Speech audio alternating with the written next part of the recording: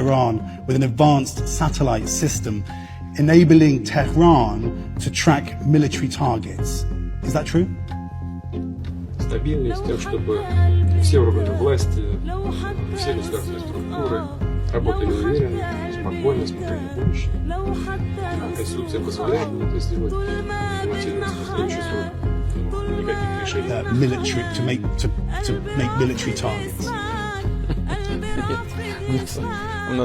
No. One of the leaders called up, top leader of one of the countries. He asked me to call President Erdoğan of Turkey, who I get along with very well. He said, "Sir, please, would you do me a favor? Call Erdoğan." I said, "Why can't you do it?" He says, "You're the only one he respects. You're the only person he respects." I tell you this story. I like telling very personal stories. But they did say that. You're the only one he'll listen to. I said, "Is that because of the United States?" They said, "No, it's because of you." So, you know, that's not so bad. I might as well tell you the stories because they... तो मैंने उससे पूछा Erdogan का, अब ये सुने जरा।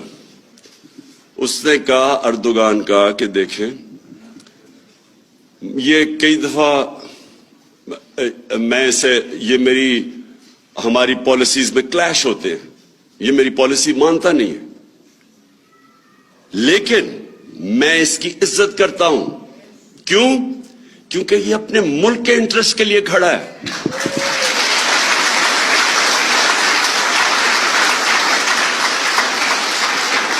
कोई आपकी इज्जत नहीं करता, आप जितना मर्जी उनको खुश करने की कोशिश करें, लेकिन जब आप अपने नेशनल इंटरेस्ट के लिए खड़े होते हैं, दूसरे समझ जाते हैं।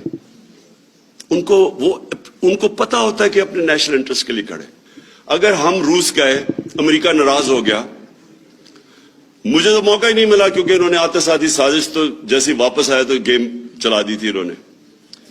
लेकिन मुझे पता है कि मैं उनको कन्विंस कर सकता था क्योंकि ये मेरा नेशनल इंटरेस्ट है। मेरे बर्तानिया का मुझे मिला आदमी आके, उसने कहा जी बड़े लोग नाराज हैं, बल्कि वो एंकर ने भी मुझे कहा कि बड़े लोग नाराज हैं जी, आप उस वक्त चले गए जब वो रूस उधर अटैक करने जा रहा था यूक्रेन में। मैंने उससे कहा मुझे 22 करोड़ लोगों ने इलेक्ट किस लिए किया है? इसलिए नहीं कि मैं दुनिया की जाके बातें करूंगी जी उसने क्या कर दिया तो फलाना क्या कर दिया। मैंने कहा उन्होंने। And so what I think we should be doing is taking a very different approach to him now, making it clear that we support opposition leadership, making it clear that we are in a position where we have a way in which was working for a while to integrate the Kurdish population who wanted to participate in the process in their parliament, etc.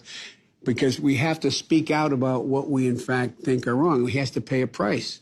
He has to pay a price for whether or not we're going to continue to sell certain weapons to him. In fact, if he has the air defense system that they're flying F-15 through to see how they can try to figure out how to do it. So I'm very concerned about it. I'm very concerned about it.